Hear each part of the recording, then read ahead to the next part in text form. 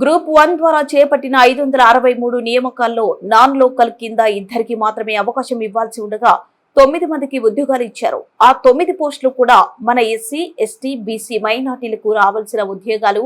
ఆ ఉద్యోగాలను బయట రాష్ట్రం వాళ్లకు ఈడబ్ల్యూఎస్, బీసీడీ సర్టిఫికెట్లు ఇచ్చి వాళ్లకు కట్టబెట్టారు. ఆ నియామకాలను నిరుద్యోగులు సవాల్ చేస్తే ప్రజల సొమ్ముతో పెద్ద లాయర్లను పెట్టి యువతపై దౌర్జన్యాలకు దిగుతుంది తెలంగాణ రక్షణ సేన చీఫ్ కల్వకుంట్ల కవిత.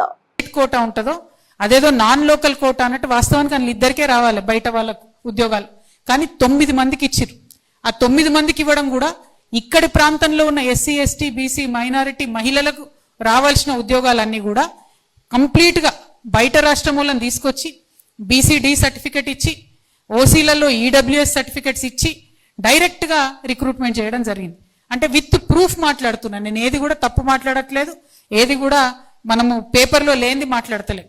ఇంకా చాలా ఉన్నాయి. మొత్తం 563 గ్రూప్ 1లలో నిజానికి చూసుకున్నట్టయితే 200 మంది బీహార్ నుండి, గుజరాత్ నుంచి, ఎక్కడెక్కడి నుంచి వచ్చి ఇక్కడ సెటిల్ అయి చదువుకున్న పిల్లలు వాళ్ళు కూడా ఉన్నారు.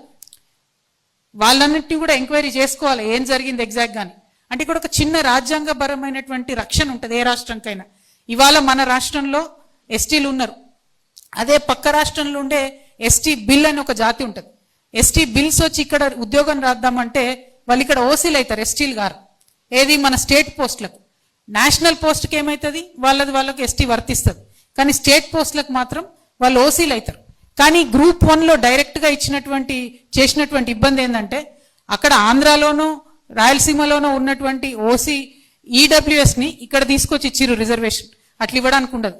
అక్కడ బీసీడీ ఉంటే ఇక్కడ ఓసీ కావాలి, కానీ వాళ్ళకి తీసుకొచ్చి ఇక్కడ బీసీడీలో ఉద్యోగాలు ఇవ్వడం జరిగింది. అంటే ఓవరాల్గా పక్క రాష్ట్రం వాళ్ళు 2కి ఇవ్వాల్సింది 7 మందికి ఇచ్చారు, 9 మందికి అదనంగా ఇచ్చారు. అంటే ఈ అన్యాయం జరుగుతుంది అని పదే పదే చెప్తున్నా కూడా కోర్టులలో పెద్ద పెద్ద లాయర్లను పెట్టుకొని ప్రభుత్వం మొత్తం యువత మీద కూడా దౌర్జన్యం చేస్తూ ఉన్నది. పాపం గ్రూప్ 1 మిత్రులు కొట్లాడినరు, సుప్రీంకోర్టు దాకా పోయినరు, కానీ ప్రభుత్వం కోట్ల రూపాయలు తీసుకొచ్చి ఇచ్చే పెద్ద పెద్ద లాయర్ల ముందు వరుస పెట్టి కనీసం బెంచ్ మీదకి కూడా కేసులు రాకుండా చేస్తున్నటువంటి సందర్భం.